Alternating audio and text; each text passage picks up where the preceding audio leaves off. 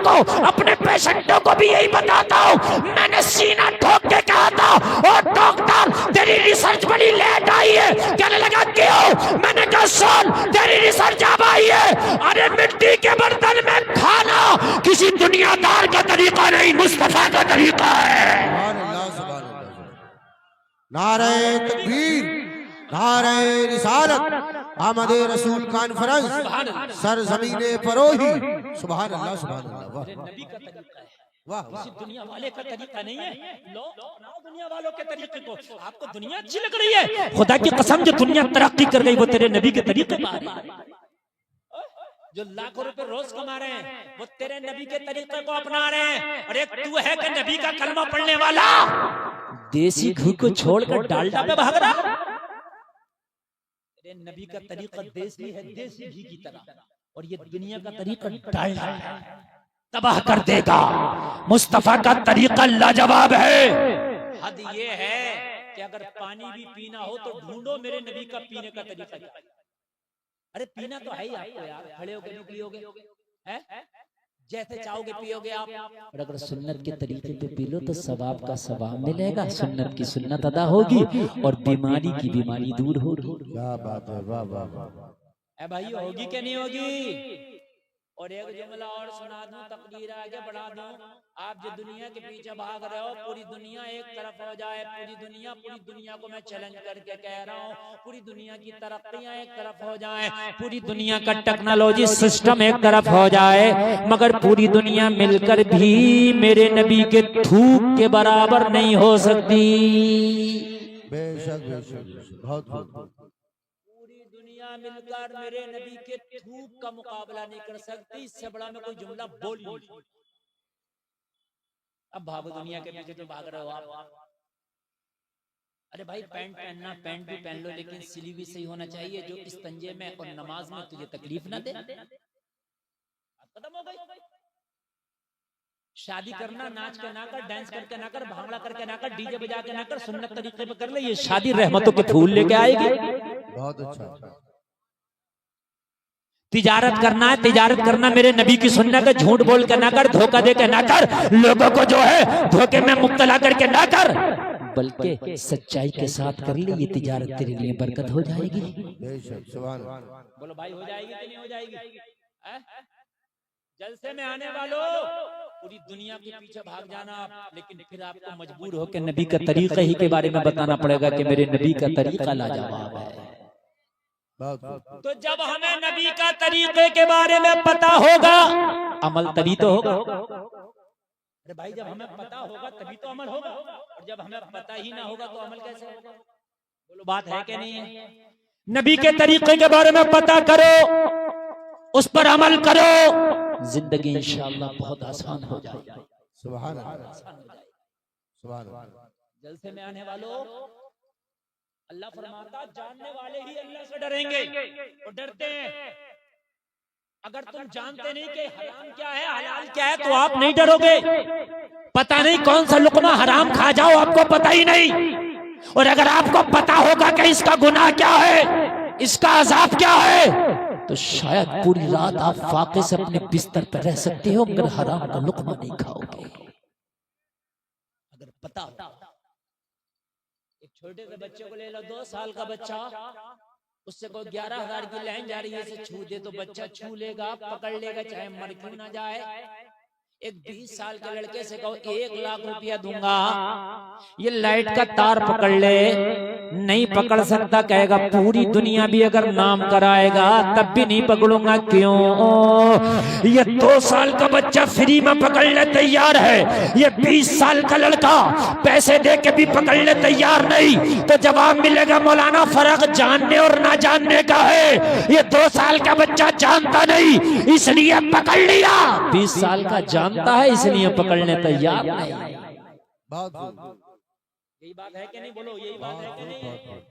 इस्लाम के मुताबिक हम तो जब ही करेंगे जब हमें पता होगा, वरना तो हम कितने हराम काम कर रहे हैं हमें पता ही नहीं, कितने कुफरिया जुमले बोल दिए पता ही नहीं। बहुत से लोग तो ऐसा जुमला बोल देते हैं ईमान से खारिज हो जाते हैं। और उन्हें पता ही नहीं। बहुत से नौजवान ऐसा गाना सुनते हैं कि गाना सुनने के बाद ईमान से खारिज, उन्हें पता ही नहीं।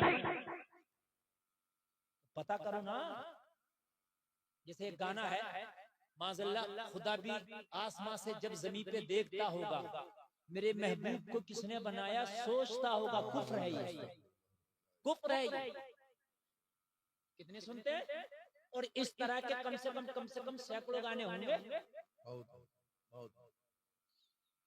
पत्थर के सनम तुझको हमने मोहब्बत का खुदा जाना। मैं जामिया कादरिया में पढ़ता था आज से 22 साल 23 साल पहले।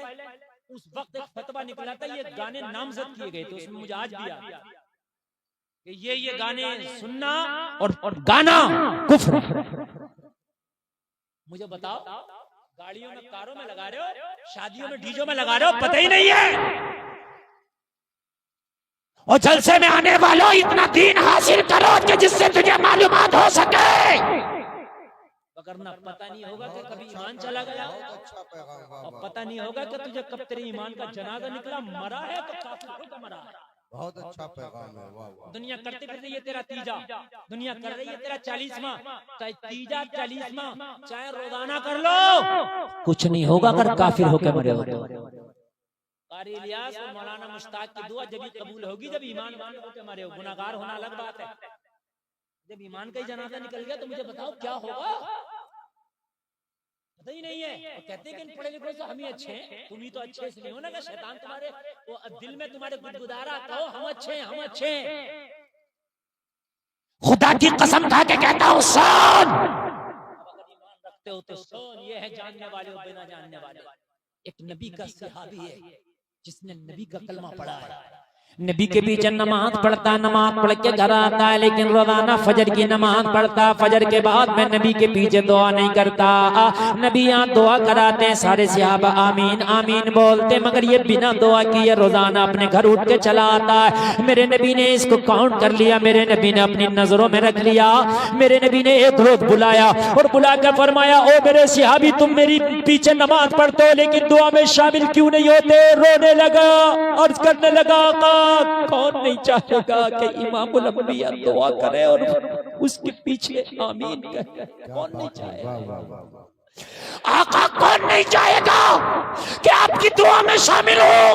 या रसूल अल्लाह, कुछ न कुछ तो मजबूरियां रही होंगी, ऐसे ही कोई बेवफा नहीं होता। आका मजबूरी है मेरे साथ। अब जरा मुकम्मल दिल से सुनना यार कि जानने वाले और बगैर जानने वाले बराबर नहीं हो सकते। नबी ने फरमाया, बता मेरे सहाबी तेरी मजबूरी क्या है? अर्ज करने लगा, या रसूल अल्लाह मेरे छोटे छोटे बच्चे हैं, मेरा पड़ोसी एक यहूदी है, मेरे यहूदी पड़ोसी और मेरे आंगन के दरमियान एक दीवार का फासला है। आका, जो यहूदी पड़ोसी है दीवार से सटा हुआ उसका खजूर का पेड़ है, रात को पका पका खजूर टपक टपक के मेरे आंगन में गिर जाता है।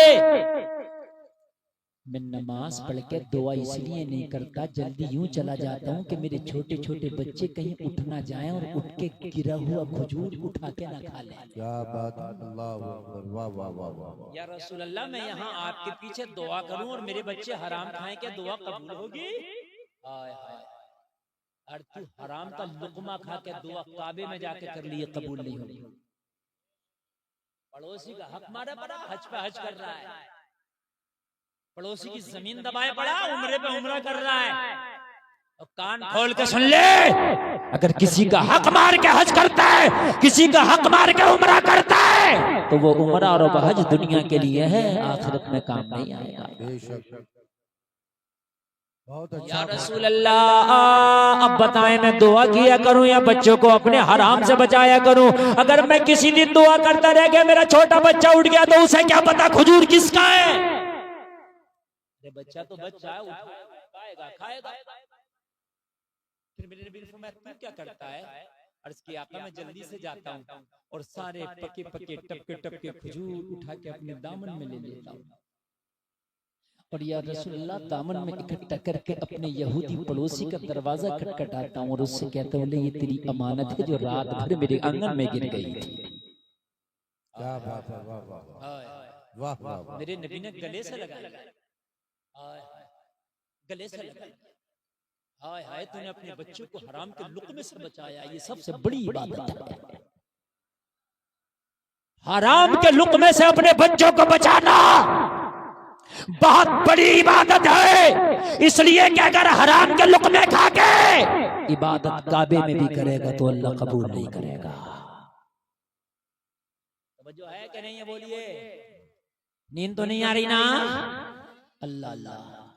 मेरे नबी ने फरमाया ओ मेरे सहाबी आज तेरी ये टेंशन और ये तेरी परेशानी भी हम दूर कर देंगे। सुभान अल्लाह, सुभान अल्लाह, बोल रहा सुभान अल्लाह। हम आज ये तेरी परेशानी और ये तेरी टेंशन भी दूर कर देंगे। मेरे नबी ने हजरत अबू बकर को बुलाया और हजरत अबू बकर को बुला के फरमाया अबू बकर जाओ उस यहूदी के पास जाओ जो मेरे इस सहाबी का पड़ोसी है और जो उसका पेड़ है ना उसे खरीद लो और खरीदने के बाद इसको मालिक बना देंगे। जब ये पेड़ का मालिक बन जाएगा तो फिर चाहे खाया करे खिलाया करे, फिर ये इस माल का मालिक बन जाएगा। उसके बाद नमाजें भी पढ़ेगा, दुआएं भी करेगा। अल्लाह अल्लाह, जरा गौर करो। हजरत अबू बकर सिद्दीक को हुक्म मिला, हजरत अबू बकर उसका पेड़ खरीदने के लिए यहूदी के दरवाजे पर चले गए। यहूदी को बुलाया, यहूदी आया। हजरत अबू बकर ने फरमाया मैं तेरे पेड़ का खरीदार बनकर आया हूँ, क्या अपना पेड़ बेचोगे? कहने लगा अबू बकर मैं नहीं बेचता। हजरत अबू बकर ने फरमाया आज पेड़ तो तुझे बेचना पड़ेगा, इसलिए कि नबी ने हुक्म दिया पेड़ खरीद के लाना है। इसके लिए चाहे अबू बकर को क्यों ना बिकना पड़े मगर पेड़ तो खरीद के रखूंगा। क्या बात है, वाह वाह वाह। इसके लिए चाहे खुद को क्यों ना बिकना पड़े मगर पेड़ तो आज खरीद के रहूंगा। कहने लगा फिर मेरी मुंह मांगी कीमत देना होगी। हजरत अबू बकर ने फरमाया मांग ले मुंह भर के जितना चाहे, लेकिन तुझे पेड़ तो आज बेचना होगा। इसने मुंह मांगा कीमत रख दिया। हजरत अबू बकर ने कुछ भी कम न किया, इसका मुंह मांगा कीमत अदा करके मुस्तफा की बारगाह में हाजिर। नबी ने फरमाया अबू बकर क्या हुआ? अर्ज की आका आप कहें और काम ना हो ये तो हो ही नहीं सकता। क्या बात है, जिंदाबाद जिंदाबाद। आप कहें और काम ना वाह हो वाह वाह। ये तो हो ही नहीं सकता। या रसूल अल्लाह अपने पेड़ के खरीदने का हुक्म दिया था, खरीद लाया। बताएं अब क्या करना है? मेरे नबी ने फरमाया अब ये पेड़ खरीद लिया, बुलाओ मेरे उस सहाबी को जो मेरे पीछे तो नमाज पढ़ता है लेकिन दुआ नहीं करता। बुलाया गया, नबी ने फरमाया हमने पेड़ खरीद लिया और आज से मालिक तुम्हें बना दिया। आज से मालिक, जोर से बोलो। अब चाहे खाया करो खिलाया करो, तोड़ा करो या गिरी हुई खाया करो, मालिक। अच्छा जलसे में आने वाले एक बात बताओ, बहुत से लोग कहते हैं जब तक 2 नंबर का धंधा नहीं करेंगे नहीं मिलेगा। किस्मत का मिलेगा, चाहे धंधा 2 नंबर का कर लो या 10 नंबर का कर लो, मिलेगा किस्मत। इन्होंने सच्चाई से काम लिया, पेड़ मिल गया कि नहीं मिल गया? बोलो यार, बोलो मिला कि नहीं मिला? और अगर ये अपने बच्चों को खाने देते तो इधर दुआ कबूल नहीं होती और इधर पेड़ नहीं मिलता और कयामत में मार अलग पड़ती है। सच्चाई से काम लिया तो पेड़ मिला के नहीं मिला? तो जब किस्मत का मिलकर रहेगा तो हराम वाले दरवाजे को तो ताला ही लगा दो। बहुत अच्छा। जब मिलना ही है किस्मत का तो फिर हराम के जरिए क्यों? फिर हलाल वाले से ना ले, हराम वाले को तो ताला ही लगा दो। किस्मत का मिलकर है। और ये जो मियाँ ने लगा दिया कि तेरा कारोबार बांध दिया और ये कर दिया, और मियाँ से पूछ वो किसकी औकात है जो अल्लाह दे और मियाँ बांध दे? रिस्क देना अल्लाह का काम है, ये किसी मियाँ का काम नहीं है कि मियाँ ने बांध दिया मियाँ ने खोल दिया। इन्नल्लाह यर्ज़ुक़ु मन यशाउ बिग़ैरि हिसाब, अल्लाह जिसे चाहता बेहिसाब रिज़्क़ अता फरमाता है। ये मियाँ ने ढकोसले लगा लिए कि उसका बांध दिया उसका खोल दिया। आसमान में आ रही है कि नहीं आ रही है? चक्कर में और पढ़ना। रिस्क अल्लाह देता है। अल्लाह रिस्क उन कीड़ों को भी देता है जो पहाड़ के अंदर है, जहाँ कोई आने जाने का रास्ता ही नहीं है। अल्लाह उस कीड़े को भी रिस्क देता है जो सीपी के अंदर है। आपने देखा होगा नदियों में बंद है, लेकिन अल्लाह रिस्क देता है। अल्लाह तो मियाँ रिस्क तुम्हें जब भी देता था जब तुम्हें कोई जानता नहीं था, जब तुम माँ के पेट में थे, तुमने दुनिया की हवा नहीं देखी थी। अल्लाह तो तुम्हें जब भी अता फरमाता था